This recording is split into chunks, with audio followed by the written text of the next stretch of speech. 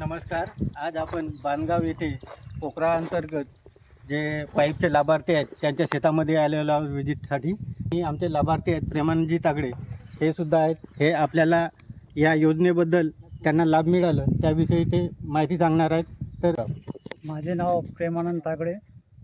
मला नानाजी देशमुख पोखरा या योजनेतून 30 पाईप मिळाले आहेत आणि ते 80% अनुदानावर मिळाले आहेत.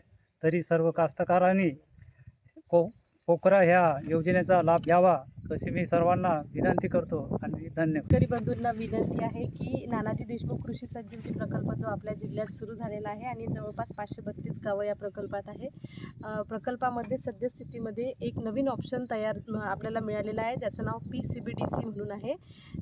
ज्या शेतकऱ्यांना सुरुवातीला पैसे देता येणार नाही अशा शेतकऱ्यांनी अर्ज करताना हा ऑप्शन जर निवडला तर चलनाद्वारे आपण खरेदी करू शकतो आणि शेतकऱ्यांना कुठलेही पैसे देण्याची गरज राहत नाही. फक्त 10% अनुदानच शेतकऱ्यांना भरावं लागेल. त्यामुळे शेतकऱ्यांना आवाहन करण्यात येते की जास्तीत जास्त शेतकऱ्यांनी ह्या योजनेचा लाभ घ्यावा, जास्तीत जास्त अर्ज करावे. आपल्या जिल्ह्याच्या जिल्हा अधीक्षक कृषी अधिकारी माननीय प्रीती हिरळकर मॅडम यांनी भेट दिलेली आहे. तर या गावामध्ये जे आपले शेतकरी आहेत प्रेमानंद तागडे यांना आपल्या नानाजी देशमुख कृषी संजीवनी प्रकल्पाअंतर्गत पाईप या घटकाचा लाभ भेटलेला आहे आणि त्यांनी 30 पाईप खरेदी केल्यानंतर त्यांना जवळजवळ 80% अनुदान भेटलं आहे.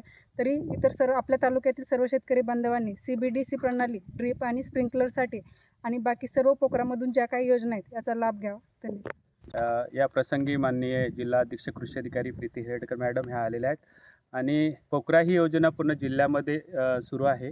आपल्याकडे जवळपास कुरखेडा तालुक्यात 37 गावामध्ये ही योजना सुरू आहे आणि या योजनेची उद्देश असा आहे की शेतकऱ्यांना जास्तीत जास्त लाभ व्हावा आणि तात्काळ पैसे यामध्ये मिळत असतात. त्यामुळे तालुक्यातील सगळ्या शेतकऱ्यांना विनंती आहे की त्यांनी या पोखरा योजना नानाजी देशमुख कृषी संजीवनी प्रकल्पाच्या गावातील लोकांनी यांनी जास्तीत जास्त लाभ घ्यावा असे तालुका कृषी अधिकारी विभागाच्या वतीने विनंती करण्यात येत आहे. प्रामुख्याने म्हणजे आपण नानाजी देशमुख कृषी संजीवनी प्रकल्प टप्पा 2 या अंतर्गत जे आपले प्रेमानंद तागडे आहेत यांनी शेतकऱ्यांनी अर्ज केला आणि त्यांना पाईपची गरज होती.